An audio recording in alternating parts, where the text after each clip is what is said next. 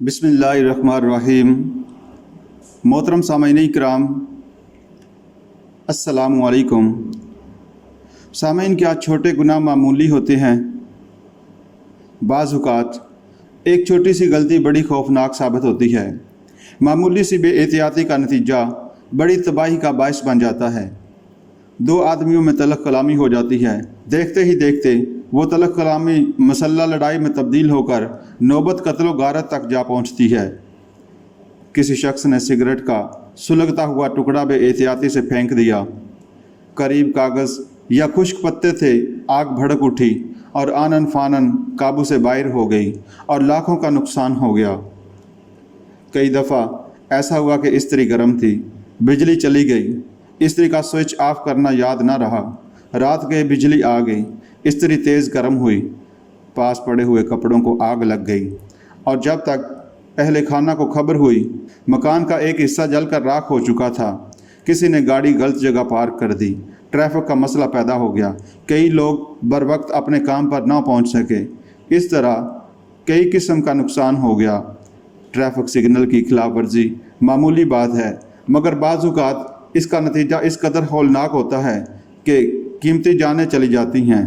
केला खाते खाते उसका छिलका बेएहतियाती से रास्ते में फेंक दिया।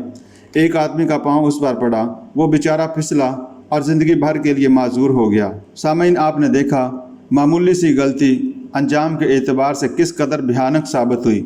यही हाल गुनाह का है। ऐसा गुनाह जो बज़ाहिर मामूली नज़र आता है अक्सर औक़ात हलाकत अफरी और बड़ी तबाही का बायस बन जाता है।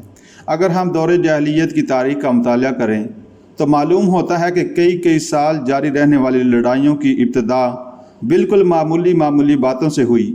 उस दौर की मशहूर लड़ाई जंग बोस कबीला शबान और कबीला तुगलब के दरमियान शुरू होकर 40 साल से ज़्यादा अरसा तक जारी रही।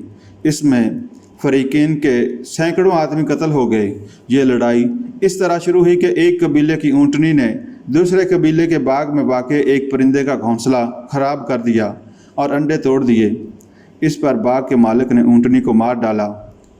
बस इसी से एक दूसरे के हमले शुरू हो गए और कत्ल गारत का बाज़ार गर्म हो गया। बस किसी गुनाह को छोटा नहीं समझना चाहिए। रसूलुल्लाह सल्लल्लाहु अलैहि वसल्लम ने उम्मुल मोमिनीन हज़रत आयशा रज़ी अल्लाह ताला अन्हा को मुखातब करके फ़रमाया, ए आयशा, छोटे गुनाहों से भी बचा करो, क्योंकि अल्लाह अज़्ज़ा वजल की तरफ से इनकी भी बास पुरस होगी। कुरान मजीद में है कि जब आदमी को नामा आमाल मिलेगा तो वो उसे देख कर कहेगा, मा लिहाज़ल किताबी ला युगादिरु सगीरतन वला कबीरतन इल्ला अहसाहा। ये कैसा नोश्ता है कि कोई छोटी बड़ी चीज़ नहीं छोड़ी जो इसमें दर्ज ना हो। गोया नामा आमाल में सिर्फ बड़े बड़े गुनाह रिकॉर्ड नहीं हो रहे, बल्कि छोटे गुनाह भी दर्ज किए जा रहे हैं। मोहतात तर्ज अमल हमेशा अच्छा रहता है। दरिया में मामूली पानी समझकर इसमें कदम रखना खतरे से खाली नहीं। हो सकता है कि अगले कदम पर कोई गहरा गड्ढा हो और वो गर्क होने का बायस बन जाए। एक अरबी शायर के बकौल, किसी छोटी चीज़ को हकीर ना समझो, क्योंकि पहाड़ छोटे छोटे कैंकरों से मिलकर बनते हैं। हज़रत अनस रज़ी अल्लाह ताला अन्हो का ये कौल बुखारी शरीफ में है कि आज तुम कई गुनाहों को करते हुए उनको बाल से भी कम समझते हो, हालांकि हम नबी अकरम सल्लल्लाहु अलैहि वसल्लम के ज़माना मुबारक में उनको मोहलक गुनाहों में शुमार करते थे। गुनाह को मामूली समझने से इंसान उसके इर्तिकाब पर दलेर हो जाता है। हालांकि गुनाह ऐसी चीज़ है कि उससे दूर ही रहना बेहतर है, ख्वाह गुनाह कितना ही छोटा क्यों ना हो, क्योंकि बुराई तो बहरहाल बुराई है और फिर मामूली सी तकरार मामूली को भी गैर मामूली बना देती है। नबी अकरम सल्लल्लाहु अलैहि वसल्लम का इरशाद गिरामी है, छोटे गुनाहों से भी बचो। छोटे गुनाहों की मिसाल उस काफ़िले जैसी है जो एक मकाम से नाज़िल हुआ हो। उनमें हर शख्स एक एक लकड़ी लाकर जमा करता है, फिर वो लकड़ी इतनी हो जाती है कि वो उनसे अपना खाना पका लेते हैं। और छोटे गुनाह गिरफ्त के वक़्त अंजाम देने वाले के लिए तबाहकन साबित होते हैं। ज़ाहिर है जिस गुनाह को मामूली समझा जाएगा उसके मुतल्लिक़ एहतियात ना होगी और उसका इर्तिकाब होता रहेगा जो उसे संगीन बना देगा। मगर जिस गुनाह को आदमी बड़ा समझे वो इसके करीब जाने से बाज रहेगा, और अगर कभी बड़ा गुनाह कर बैठा तो खौफ खुदा से कांप जाएगा, नादिम होगा, इस्तिग़फ़ार करेगा, تو اس کا وہی بڑا گناہ اللہ کے ہاں چھوٹا ہو جائے گا۔ فقیہ ابو العلیث سمرقندی رحمۃ اللہ علیہ نے لکھا ہے کہ گناہ بڑا ہو یا چھوٹا 10 عیوب سے خالی نہیں ہوتا۔ پہلا یہ کہ اس نے اپنے پروردگار کو ناراض کیا، دوسرا یہ کہ اللہ کے مغضوب ابلیس کو خوش کیا، تیسرا یہ کہ جنت سے دور ہوا، چوتھا یہ کہ جہنم کے قریب ہوا، پانچواں یہ کہ اس نے اپنے محبوب نفس پر ظلم کیا، چھٹا یہ کہ اس نے اپنے نفس کو گندہ کر دیا جس کو اللہ نے پاک پیدا کیا تھا، ساتواں یہ کہ اس نے اپنے ہم نشین فرشتوں کو اذیت پہنچائی جو کہ اس کی حفاظت کرنے والے ہیں، آٹھواں یہ کہ اس نے رسول اللہ صلی اللہ علیہ وآلہ وسلم کو قبر میں پریشان کیا، نوواں یہ کہ اس نے رات اور دن کو اپنے اس برے عمل پر گواہ بنایا، دسواں یہ کہ اس نے تمام مخلوق سے خیانت کی، یعنی اس کے گناہوں کی نحوست سے دوسری مخلوق متاثر ہوئی۔ حضرت باقر رحمۃ اللہ علیہ کا قول ہے کہ اللہ کا غضب و غصہ گناہوں میں پوشیدہ ہے، کسی مصیبت کو چھوٹا مت سمجھو، ہو سکتا ہے اسی میں آتش غضب پہنا ہو۔ بد نظری ایسا گناہ ہے کہ جسے عام طور پر گناہ سمجھا ہی نہیں جاتا، اور اگر کوئی سمجھتا ہے تو بہت معمولی گناہ، مگر اس کی سنگینی دیکھیے۔ حضرت بایزید بستامی رحمۃ اللہ علیہ فرماتے ہیں کہ میں نے ایک عابد کی بزرگی کی تعریف شہرت سنی تو میں اس کی زیارت کے لیے گیا، میں نے دیکھا کہ اس نے قبلہ کی جانب تھوک پھینکی، میں اس کی زیارت کیے بغیر واپس ہو گیا، کیونکہ جس شخص نے شریعت کے ظاہری آداب کا خیال نہیں رکھا وہ روحانی اسرار سے کب واقف ہوگا۔ نیک کام کرتے وقت قبلہ رو ہونا سعادت مندی اور موجب نجات ہے، اسی طرح سمت قبلہ کی بے ادبی گناہ اور نحوست کا باعث ہے، مگر عام طور پر اس کو معمولی کام سمجھ کر نظر انداز کر دیا جاتا ہے۔ رسول اللہ صلی اللہ علیہ وآلہ وسلم کا فرمان ہے کہ جو شخص قبلہ کی طرف تھوکتا ہے قیامت کے دن وہ اسی حالت میں آئے گا کہ وہ تھوک اس کی آنکھوں کے درمیان چہرہ پر برے داغ کی صورت میں ہوگی۔ کسی عربی شاعر نے کیا خوب کہا، تو گناہ چھوڑ دیکھوا چھوٹے ہوں یا بڑے، بس یہی تقویٰ ہے۔ رسول اللہ صلی اللہ علیہ وآلہ وسلم نے بعض بظاہر چھوٹے چھوٹے اعمال پر بڑے ثواب کی خوشخبری سنائی ہے، یا چھوٹے سے عمل پر بہت زیادہ اجر و ثواب کی خبر سنائی۔ بعض لوگ ایسی احادیث کو سنجیدگی سے نہیں لیتے اور تعجب کا اظہار کرتے ہیں، یہ بڑی خطرناک بات ہے۔ کسی معمولی عمل پر بہت زیادہ اجر و ثواب عطا کرنا اللہ تعالیٰ کے لیے کچھ مشکل نہیں، اسی طرح وہ کسی بظاہر چھوٹے سے عمل پر گرفت کر لے تو اس کا ہاتھ کوئی روک نہیں سکتا۔ امام طبرانی رحمۃ اللہ علیہ فرماتے ہیں کہ ہم طالب علمی کے دور میں شہر بصرہ کی ایک گلی میں سے گزر کر تیز تیز چلتے ہوئے اپنے استاد کے پاس جا رہے تھے، ہمارے ساتھ ایک غیر سنجیدہ طالب علم تھا۔ وہ اس احادیث کا مذاق اڑاتے ہوئے جس میں کہا گیا ہے کہ طالب علم کے قدموں کے نیچے فرشتے پر بچھاتے ہیں، کہنے لگا کہ اپنے قدموں کو اٹھا لو کہیں تم فرشتوں کے پر نہ توڑ دو۔ اس نے مذاق کے انداز میں یہ بات کہی تھی کہ اس کے پاؤں وہاں سے ہل نہ سکے اور وہ زمین میں گر گیا۔ پس احکام شریعت یا قرآن و حدیث کی باتوں کی تحقیر اور ان پر استہزاء کے انداز میں تبصرہ سے بچنا چاہیے۔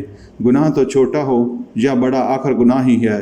پرہیزگار تو وہ ہیں جو مشکوک چیز سے بھی دور رہتے ہیں کہ کہیں اس کا تعلق گناہ سے نہ ہو۔ صحیحین کی ایک احادیث میں ہے کہ رسول اللہ صلی اللہ علیہ وآلہ وسلم نے فرمایا، یقیناً جو حلال ہے وہ واضح اور روشن ہے، اور جو حرام ہے وہ بھی واضح ہے، اور ان دونوں کے درمیان کچھ ایسی چیزیں ہیں جو مشتبہ ہیں، بہت سے لوگ ان کے شرعی حکم کو نہیں جانتے۔ پس جو شخص شبہ والی چیزوں سے بھی احتیاطاً پرہیز کرے وہ اپنے دین اور اپنی آبرو کو بچا لے گا، اور جو شخص شبہ والی چیزوں میں پڑے گا تو وہ حرام کی حدود میں جا گرے گا۔ یقیناً جو حلال ہے وہ واضح اور روشن ہے، اور جو حرام ہے وہ بھی واضح ہے، اور ان دونوں کے درمیان کچھ ایسی چیزیں ہیں جو شبہ والی ہیں، بہت سے لوگ ان کو نہیں مانتے۔ پس جو شخص شبہ والی چیزوں سے بھی پرہیز کرے وہ اپنے دین اور اپنی آبرو کو بچا لے گا، اور جو شخص شبہ والی چیزوں میں پڑے گا تو وہ حرام کی حدود میں جا گرے گا۔ ترمذی شریف کی ایک مرفوع حدیث میں ہے کہ بندہ متقی اس وقت ہوتا ہے جب ان جائز امور کو بھی ترک کر دے جن کے ذریعے آگے ناجائز امور میں پڑنے کا خطرہ ہو۔ جب شبہ والی چیز سے بھی دور رہنے کا حکم دیا گیا ہے تو گناہ کی بات کا تو کسی طور پر بھی ارتکاب نہیں کرنا چاہیے۔ ایک عربی شاعر نے کیا خوب کہا، یعنی ایسی زندگی گزار جس طرح کوئی شخص خاردار زمین پر چلتے ہوئے ہر چیز سے خطرہ محسوس کرتا ہے۔ مظہر جان جانا رحمۃ اللہ علیہ کے متعلق مشہور ہے کہ ایک دفعہ انہوں نے بیت الخلاء سے نکلتے ہوئے غلطی سے بایاں قدم باہر رکھ دیا تو فوراً بے ہوش ہو گئے کہ حدیث کی مخالفت سرزد ہو گئی، کیونکہ رسول اللہ صلی اللہ علیہ وآلہ وسلم کا حکم تو یہ ہے کہ بیت الخلاء میں داخل ہوتے وقت بایاں پاؤں پہلے اندر رکھو اور نکلتے وقت دایاں پاؤں پہلے باہر نکالو، جبکہ مسجد کا حکم اس کے برعکس ہے۔ ایک عورت ایک بلی نہایت ظلمانہ طریقے سے مار ڈالنے کے جرم میں آگ میں داخل ہوئی۔ اس نے اس بلی کو باندھ لیا، پھر نہ تو خود اسے کھانے کو کچھ دیا اور نہ اسے چھوڑا کہ وہ حشرات الارض سے اپنا پیٹ بھر لیتی۔ جب انسان پر غسل فرض ہو جائے تو وہ جلد از جلد پاکیزگی اختیار کر لینی چاہیے، کیونکہ جنبی آدمی نہ نماز پڑھ سکتا ہے، نہ مسجد میں داخل ہو سکتا ہے اور نہ قرآن مجید کو چھو سکتا ہے۔ اس لیے جنابت کی حالت میں رہنا گناہ کی حالت میں رہنا ہے۔ ایک شخص نے کسی کو خواب میں دیکھا۔ خواب میں نظر آنے والے نے کہا، مجھے چھوڑ دیجئے، میں بری حالت میں ہوں، کیونکہ ایک دفعہ میں نے غسل جنابت نہیں کیا تھا، جس کے بدلہ میں اللہ تعالیٰ نے مجھے آگ کا کپڑا پہنا دیا۔ اس آگ کے لباس میں دن رات سرگرداں ہوں۔ کسی آدمی نے ایک فوت شدہ نمازی کو خواب میں دیکھا اور پوچھا، موت کے بعد تمہارے ساتھ کیا سلوک ہوا؟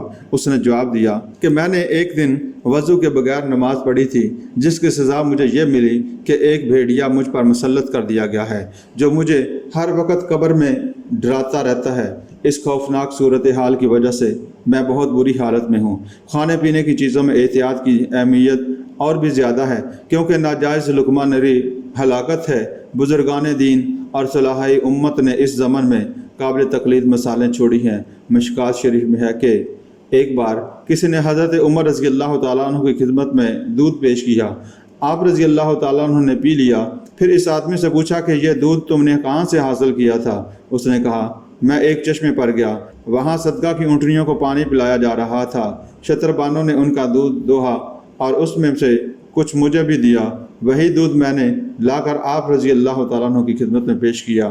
حضرت عمر رضی اللہ تعالیٰ عنہ نے فوراً انگلی اپنے حلق میں ڈالی اور کہہ کر کے دودھ نکال دیا، کیونکہ وہ بیت المال کی اتنا سا دودھ بھی اپنے لیے جائز نہیں سمجھتے تھے۔ ایک سالے نوجوان نہر کے کنارے سفر کر رہا تھا۔ نہر میں ایک سیب تیرتا ہوا آ رہا تھا، اس نے پکڑا اور کھا لیا۔ بعد ازاں خیال آیا کہ نامعلوم یہ سیب کس کا تھا اور میں نے مالک کی مرضی کے بغیر کھا لیا۔ اسی فکر میں آگے جا رہا تھا کہ دیکھا کہ نہر کے کنارے ایک باغ ہے، جس کے درختوں کی شاخیں پانی پر جھکی ہوئی ہیں۔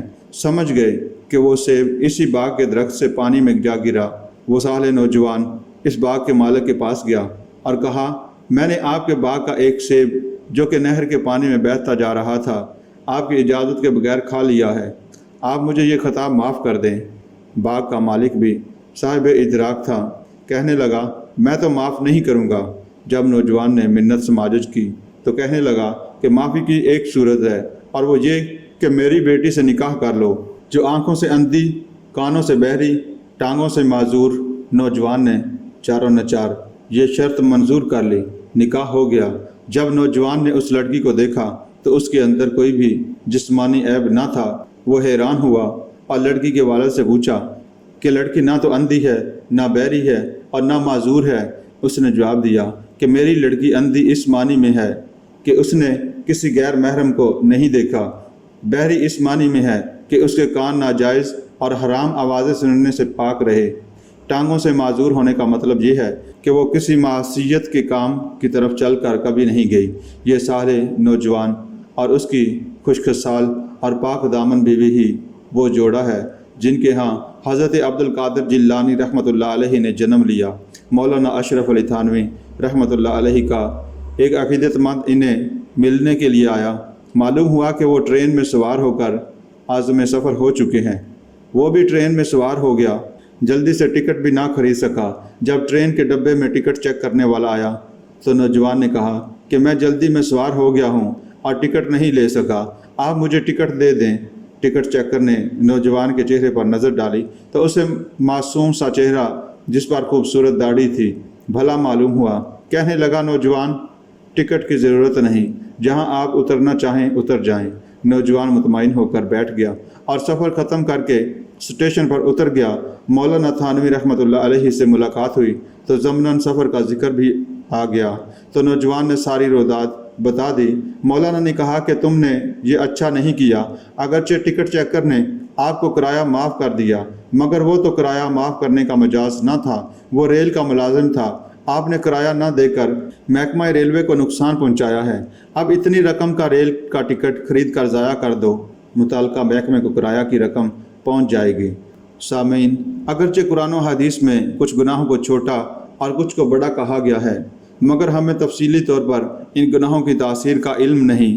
بعض اوقات ایسا بھی ہوتا ہے کہ ایک بڑے گناہ کا انجام اس قدر خطرناک اور ہلاکت خیز نہیں ہوتا جتنا کسی چھوٹے گناہ کا، لہذا جو کام گناہ کا ہے، خواہ چھوٹا ہو یا بڑا، اس سے بچنا انتہائی ضروری ہے۔